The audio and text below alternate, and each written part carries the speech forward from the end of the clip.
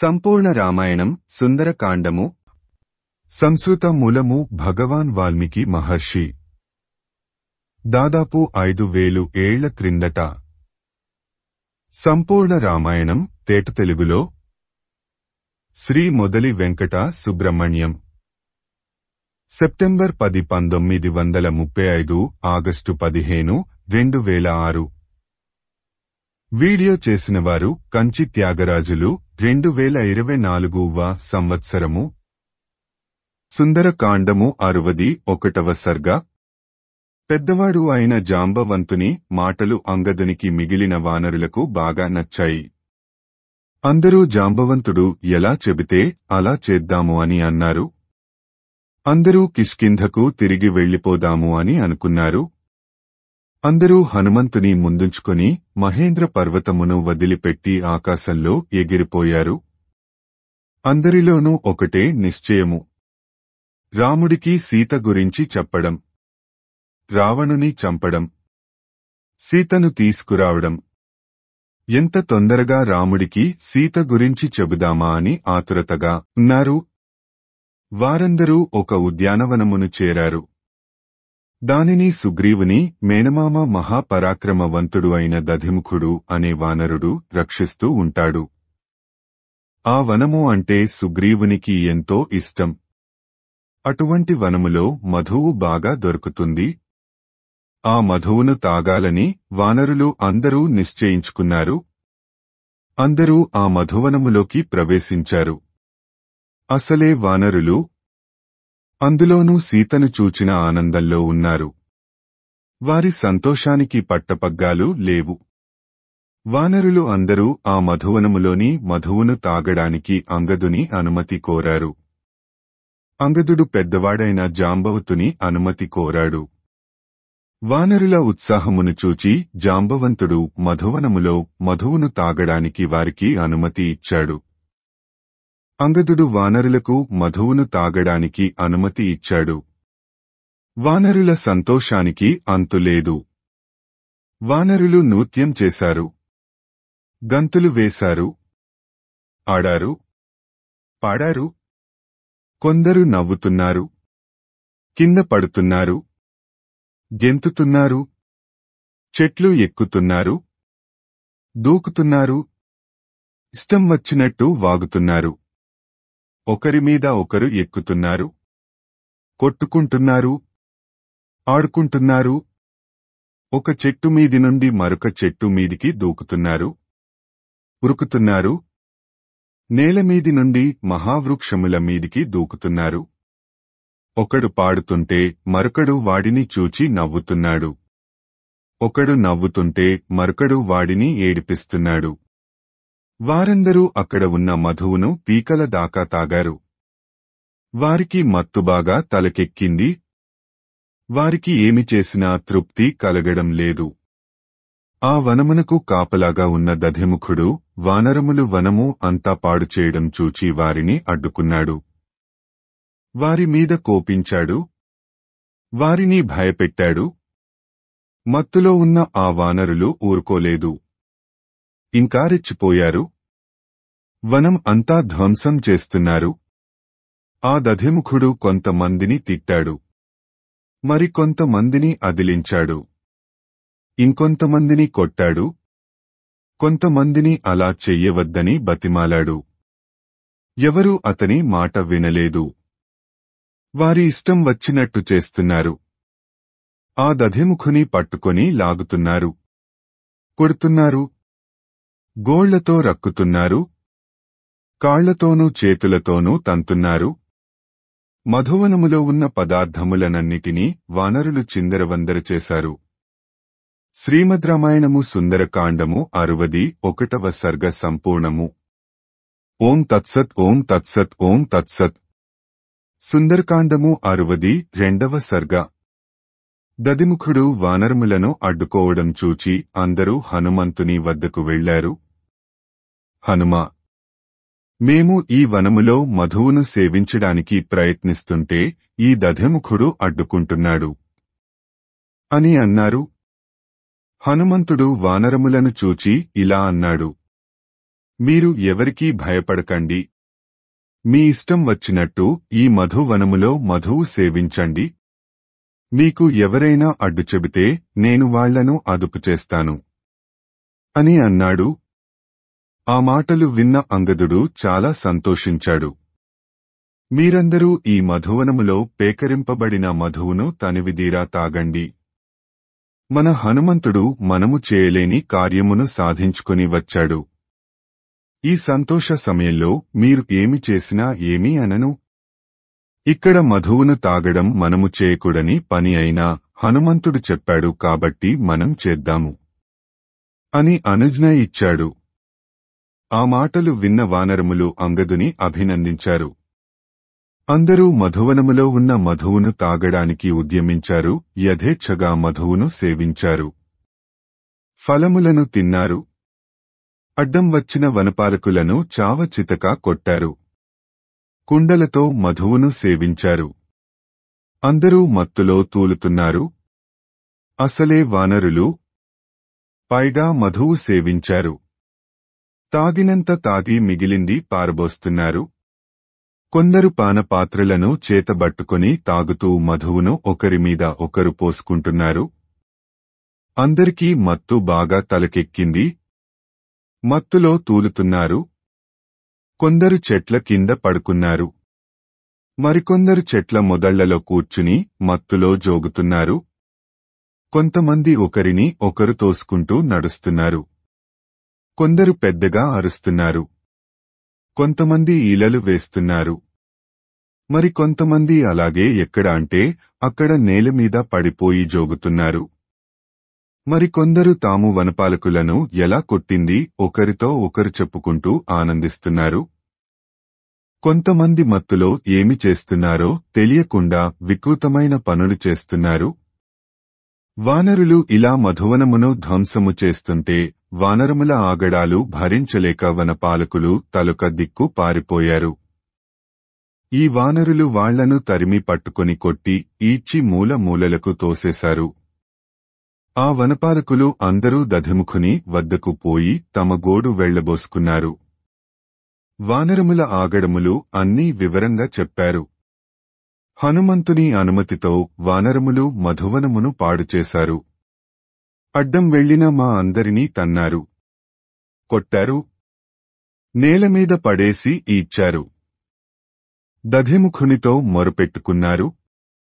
అప్పటికే వానరులతో తన్నులు తిన్న దధిముఖుడు వారిని ఓదార్చాడు. ఈసారి అందరూ మూకుమ్మడిగా పోయి వానరములను అడ్డుకుందాము అని అనుకున్నారు. అందరూ మరలా మధువనమునకు వెళ్లారు. వారందరూ చేతికి అందిన తాటి చెట్లను, మద్ది చెట్లను, వాటి కొమ్మలను, రాళ్లను పట్టుకొని హనుమంతుడు మొదలగు వానరుల దగ్గరకు వెళ్లారు. దధిముఖుడు, అతని వనపాలకులు కూడా వానరులే. దధిముఖుడు, వనపాలకులు అందరూ హనుమంతుడు మొదలగు వానరములను చుట్టుముట్టారు. హనుమంతుడు మొదలగు వానరములు దధిముఖుడు మొదలగు వనపాలకులను ఎదిరించడానికి సిద్ధం అయ్యారు. ఆ దధిముఖుడు సుగ్రీవునికి మేనమామ. అయినా లెక్క చెయ్యకుండా అంగదుడు దధిముఖుని తన అరిచేత్తో కొట్టాడు.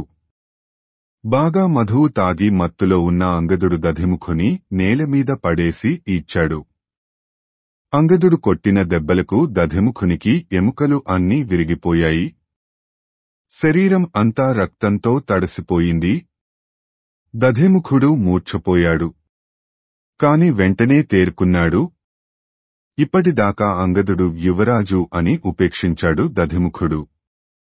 ఇంక తప్పలేదు.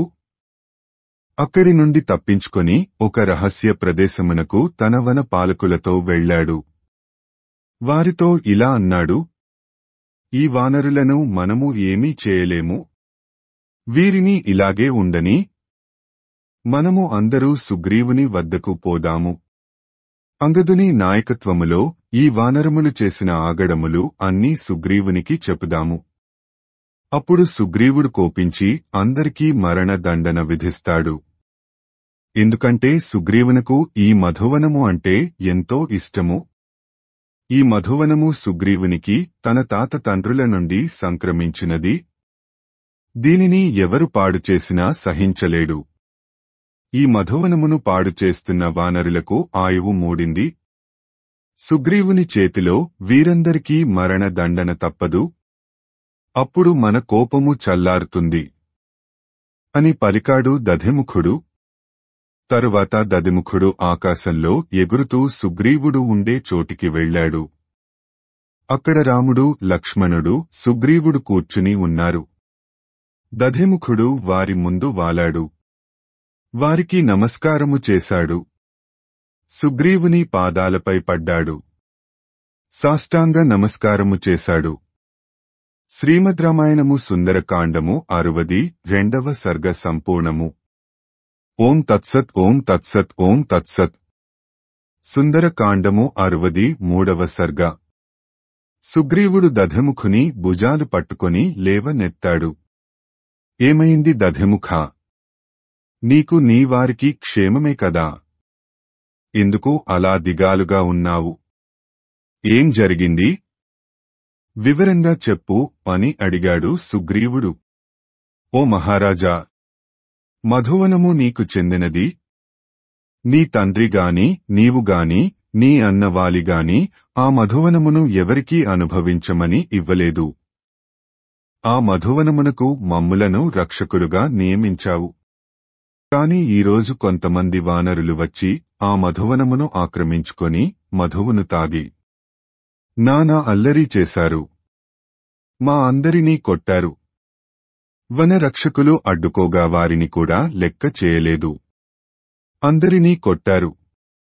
వారు మధువును తాగుతూ మిగిలింది పారబోస్తూ అదేమని అడిగితే కళ్ళెర్ర చేస్తున్నారు. మేము మరలా వారిని అలా చేయవద్దు అని వారింపగా మా అందరినీ అక్కడి నుండి తరిమివేశారు. మా అందరినీ కొట్టి తన్ని ఇచ్చి మారు మూల ప్రదేశాలకు తరిమేశారు. మీరు మాకు రాజుగా ఉండి కూడా ఆ వానరులు ఇంతటి దురాగతానికి పాలుబడ్డారు. మధువనమును పూర్తిగా నాశనం చేస్తున్నారు. మీరు వారిని కఠినంగా శిక్షించాలి అని విన్నవించుకున్నాడు దధిముఖుడు. ఈ మాటలు అన్నీ విన్న లక్ష్మణుడు సుగ్రీవునితో ఇలా అన్నాడు.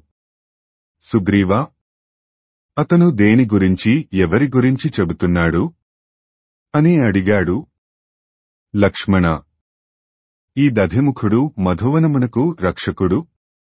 కొందరు వానరులు మధువనమును పాడుచేశారు అని అంటున్నాడు.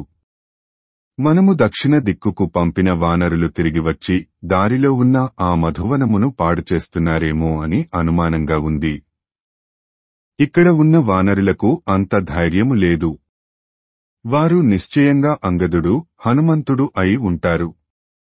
వారు వెళ్లిన కార్యము సిద్ధించనిచో వారు అలా ప్రవర్తించరు. కాబట్టి అంగదుడు, హనుమంతుడు, జాంబవంతుడు ఈ కార్యము సాధించి ఉంటారని అనుకుంటున్నాను. హనుమంతుడు సీతాదేవిని చూచి ఉంటాడు. ఆనందములో వారంతా ఇలా విచ్చలవిడిగా మధువును తాగుతూ ఉండి ఉంటారు.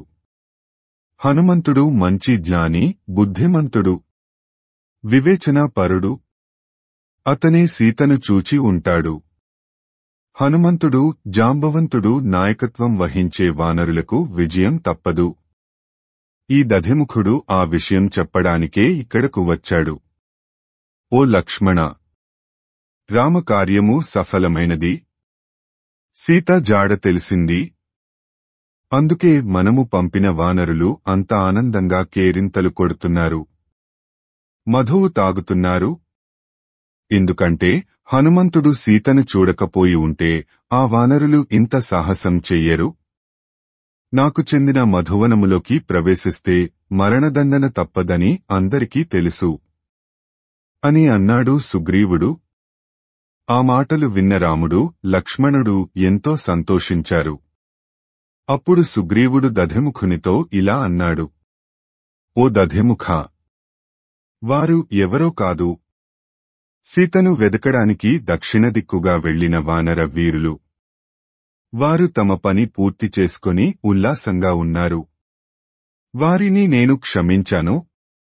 అంత మహత్కార్యమును చేసుకొని వచ్చిన వారికి ఆ మాత్రం మధువు గ్రోలే అధికారం ఉంది. అది క్షమించరాని తప్పు కాదు కదా. నీవు పోయి వారందరినీ వెంటనే ఇక్కడకు తీసుకొని రా. నేను రామలక్ష్మణులు వారికోసరము వేచి ఉన్నాము అని వారికి తెలియజెయ్యి అని అన్నాడు సుగ్రీవుడు.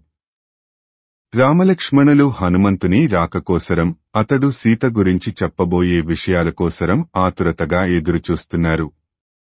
శ్రీమద్ రామాయణము సుందరకాండము 63వ సర్గ సంపూర్ణము. ఓం తత్సత్ ఓం తత్సత్ ఓం తత్సత్. సుందరకాండము 64వ సర్గ. సుగ్రీవుని మాటలను సావధానంగా విన్నాడు దధిముఖుడు. అసలు విషయం అర్థం అయింది. రామలక్ష్మణులకు సుగ్రీవునకు నమస్కరించాడు. తనతో వచ్చిన వనపాలకులతో కలిసి వెంటనే మధువనమునకు ఎగిరిపోయాడు. అప్పటికే బాగా మధువును సేవించిన వానరులు మత్తులో తూలుతున్నారు. దధిముఖుడు చేతులు జోడించి నమస్కరిస్తూ యువరాజైన అంగదుని వద్దకు వెళ్లాడు. యువరాజా, తమరు ఎవరో తెలియక మా వనరక్షకులు మీకు ఆటంకము కలిగించారు. మమ్ములను క్షమించండి. నీవు కిష్కింధకు యువరాజువు. నీకు ఈ మధువనము మీద సర్వాధికారములు కలవు. మా మూర్ఖత్వము చేత మీ గురించి తెలియక అపరాధము చేసినాము. మమ్ములను క్షమించండి. మీరు ఇక్కడకు వచ్చినట్టు నేను మీ పెనతండ్రి సుగ్రీవుల వారికి తెలియజేశాను. మీ రాకను గురించి విని సుగ్రీవుడు ఎంతో సంతోషించాడు. ఈ మధువనము ధ్వంసము అయిన దాని గురించి ఆయన విచారించలేదు. మీ అందరినీ తొందరగా రమ్మని చెప్పారు. మీ రాక కోసం రామలక్ష్మణులు, సుగ్రీవుడు ఆతురతగా ఎదురుచూస్తున్నారు. కాబట్టి మీరందరూ వెంటనే సుగ్రీవుని వద్దకు పోవుట యుక్తము అని దధిముఖుడు అంగదునితో చెప్పాడు. దధిముఖుని మాటలు విన్న అంగదుడు హనుమంతుడు మొదలగు వానరులను చూచి ఇలా అన్నాడు. మన గురించి, మన రాక గురించి రామునికి, సుగ్రీవునికి తెలిసిపోయింది. ఇంకా మనము ఇక్కడ ఉండడం మంచిది కాదు. ఇప్పటికే మన వాళ్లందరూ మధువు తృప్తిగా తాగి విశ్రాంతి తీసుకున్నారు. ఆడారు, పాడారు. ఇంకా చాలు. ఇంకా ఇక్కడ మనం చేసే పని ఏమీ లేదు. కాబట్టి మనం అందరం సుగ్రీవుని వద్దకు పోదాము. నేను యువరాజును, మీకు నాయకుడను అయినా మీరంతా నాకన్నా పెద్దవారు. అందుకని మిమ్ములను ఆజ్ఞాపించలేను. మీరంతా ఆలోచించి ఏది యుక్తము అని తోస్తే అది చేద్దాము అని అన్నాడు అంగదుడు. అంగదుని మాటలు విన్న వానరులు చాలా సంతోషించారు. యువరాజా, నీ మంచి మనస్సుకు మేము ఎంతో సంతోషించాము. రాజు అయినవాడు తనకున్న ఐశ్వర్యముతో మదించి నేను అంటూ మీరంతా నా మాట వినాలి అంటూ గర్వంగా పలుకుతుంటాడు. ఎదుటివారు చెప్పిన మంచి మాటలు కూడా పట్టించుకోడు. కాని నువ్వు యువరాజువైన పెద్దలను గౌరవిస్తున్నావు. ఇది నీకే చెల్లింది. మరొక యువరాజు ఇలా మాట్లాడడు. నీలో ఉన్న వినయము, పెద్దల ఎడల విధేయత నిన్ను భావి మహారాజుగా తీర్చిదిద్దుతాయి. నీ మాట ప్రకారము మేము అందరము మన మహారాజు సుగ్రీవుల వారి యొద్దకు పోవుటకు వేచి ఉన్నాము. నీ ఆజ్ఞ లేకుండా మేమందరము ఒక్క అడుగు కూడా ముందుకు వేయలేము. ఇది నిజము అని ఆ వానరులందరూ ముక్తకంఠంతో పలికారు. వారి మాటలకు సంతోషించాడు అంగదుడు. సుగ్రీవుని వద్దకు పోవుటకు ముందు తాను గాలిలోకి ఎగిరాడు. అంగదుని అనుసరించి మిగిలిన వానరములు అన్నీ గాలిలోకి ఎగిరాయి. అంగదుడు సుగ్రీవుని వద్దకు బయలుదేరిన సమయమున సుగ్రీవుడు రామునితో ఇలా అన్నాడు. ఓ రామ, ఇంక నీ శోకమును విడిచిపెట్టు. నీ భార్య సీత జాడ తెలిసినది కదా. నేను వారికి ఇచ్చిన సమయము దాటిపోయినది. సీత జాడ తెలుసుకోకుండా వారు నా దగ్గరకు రాలేరు. వారందరూ మధువనములో మధువును సేవించి సంతోషముతో నా దగ్గరకు వస్తున్నారు అంటే వారు రామకార్యమును సఫలము చేసుకుని వస్తున్నారు అని అనుకోవచ్చు. అంగదుడు మొదలగు వానరులు తమ అప్పగించిన కార్యము సఫలము కానిచో మధువనములో అడుగు కూడా పెట్టేవారు కాదు. కాబట్టి వారందరూ సీతను చూచి ఆమె క్షేమములు తెలుసుకుని వస్తున్నారు. సంతోషకరమైన వార్త తీసుకుని వస్తున్నారు. రామా, నీవు ఇంకా ఓరడిల్లు. నేను దక్షిణ దిక్కుకు పంపిన హనుమంతుడు కార్యదీక్ష పట్టుదల కలవాడు. అతడు సూర్యుని తేజముతో సమానమైన తేజస్సు కలవాడు. అతడు నీ కార్యము సఫలము చేసుకుని వస్తున్నాడు అని రామునితో అంటూ ఉండగానే ఆకాశంలో వానరులు వస్తున్నట్టు వారు అరుస్తున్న అరుపులు, కేరింతలు వినబడ్డాయి. సుగ్రీవుడు తల ఎత్తి ఆకాశం వంక చూచాడు. ముందు అంగదుడు, తరువాత హనుమంతుడు, తరువాత జాంబవంతుడు, తరువాత మిగిలిన వానరములు వరుసగా వచ్చాయి. అందరూ రాముడు సుగ్రీవుడి ఎదుట నిలబడ్డారు. హనుమంతుడు రామునికి శిరస్సు వంచి ప్రణామం చేసి సీతాదేవి క్షేమంగా ఉంది అని తెలిపాడు. హనుమంతుని నోటి వెంట సీత క్షేమంగా ఉంది అన్న వార్త విన్న రాముని సంతోషానికి అంతులేకుండా పోయింది. ఆ మాట విని లక్ష్మణుడు కూడా ఎంతో సంతోషించాడు. సీతను చూచాను అన్న హనుమంతుని వంక రాముడు ఆదరంతోనూ వాత్సల్యంతోనూ చూచాడు. శ్రీమద్ రామాయణము సుందరకాండము 64వ సర్గ సంపూర్ణము. ఓం తత్సత్ ఓం తత్సత్ ఓం తత్సత్. సుందరకాండము 65వ సర్గ. అంగదుడు మొదలగు వానరులు రామునితో తాము సీతను చూచామని, సీత లంకలో క్షేమంగా ఉందని, ఆమె రావణుని అంతఃపురములో బందీగా ఉందని, రాక్షస స్త్రీలు ఆమెను భయపెడుతున్నారని, సీత ఎల్లప్పుడూ రాముని తలుచుకుంటూ ఉందని, రావణుడు ఆమెకు 2 మాసముల గడువు ఇచ్చాడని గబాగబా గాభరాగా కలగా పులగంగా చెప్పసాగారు. రాముడు వారిని ఆపి వారితో ఇలా అన్నాడు. ఓ వానరులారా, సీత ఎక్కడ ఉంది? నా గురించి ఏమని అనుకుంటూ ఉంది? సీతను ఎవరు చూచారు? ఆ విషయములు అన్నీ నాకు వివరంగా చెప్పండి అని అడిగాడు. అప్పుడు ఆ వానరులు అందరూ సీతను చూచిన హనుమంతుని ముందుకు తోశారు. అప్పుడు హనుమంతుడు తన ఎదురుగా ఉన్న రామునికి లంక వైపు తిరిగి లంకలో ఉన్న సీతకు నమస్కరించి, సీతను తను ఎలా చూచింది, సీత లంకలో ఎలా ఉన్నది, రాముని గురించి ఏమనుకుంటూ ఉన్నది చెప్పనారంభించాడు.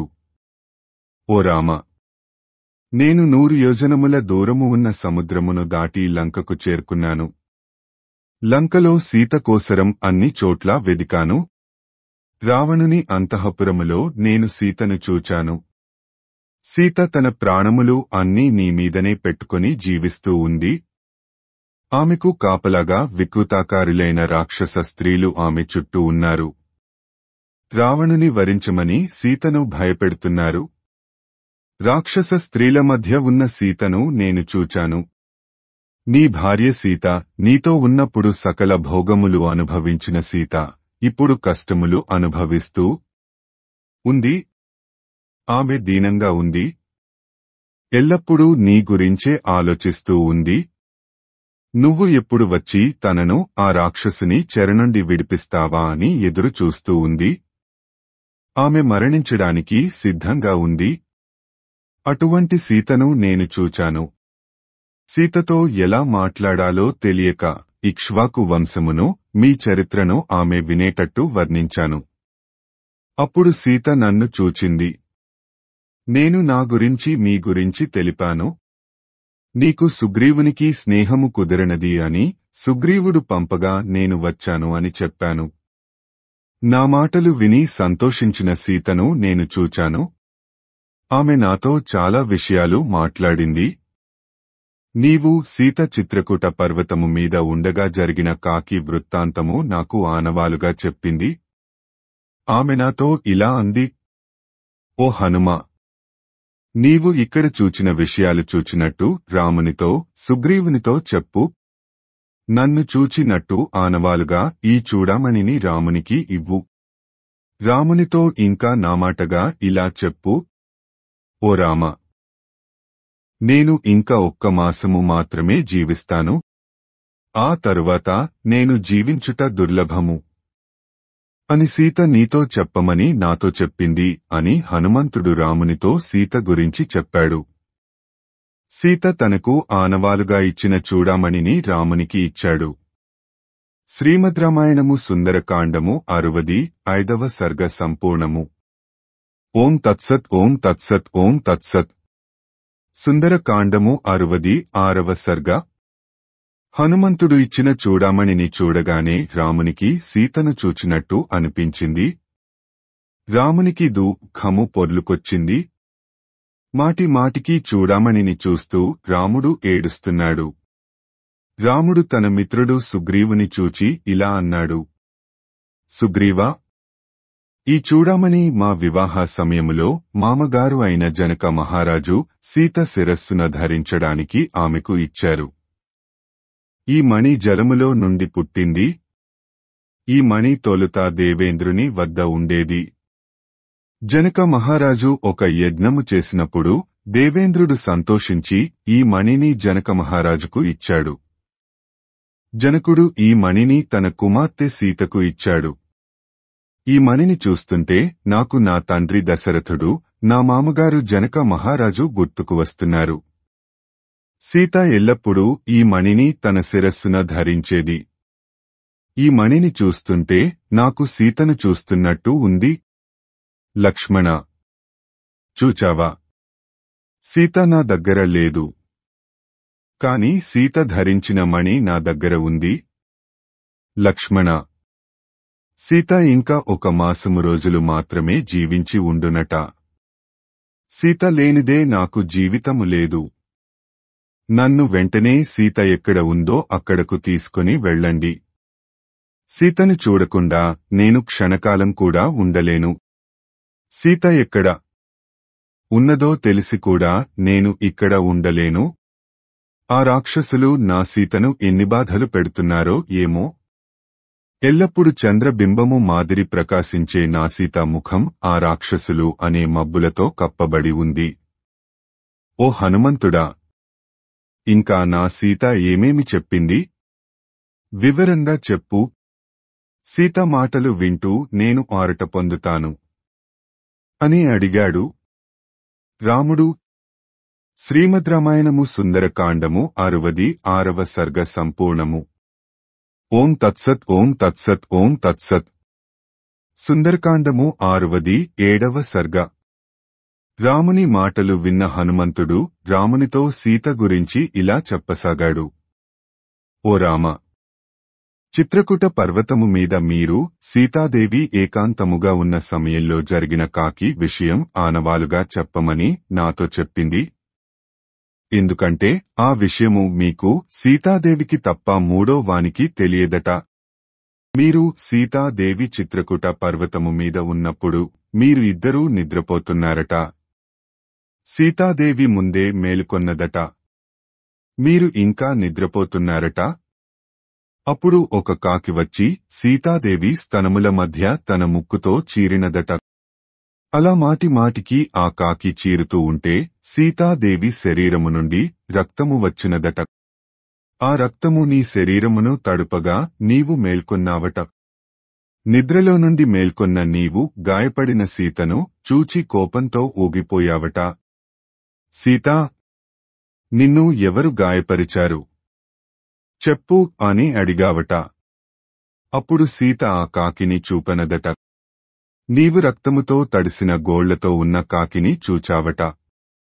నీవు ఒక దర్భను తీసుకుని మంత్రించి ఆ కాకి మీదికి విసిరావట. అప్పుడు ఆ దర్భ మండుతూ ఆ కాకిని దహించడానికి ఆ కాకిని తరుముతూ వెళ్ళిందట. ఆ కాకి తన తండ్రి అయిన దేవేంద్రుని వద్దకు వెళ్ళినదట. దేవేంద్రుడు తన నిస్సహాయతను వ్యక్తం చేయడంతో ఆ కాకి ముల్లోకములు తిరిగి తిరిగి ఆఖరుకు నీ వద్దకు వచ్చి శరణు వేడినదట. నీవు ఆ కాకిని దయతో రక్షించావట. నీవు ప్రయోగించిన అస్త్రము వృధా కారాదని ఆ మండుతున్న దర్భతో ఆ కాకి కుడి కన్నును పొడిచావట.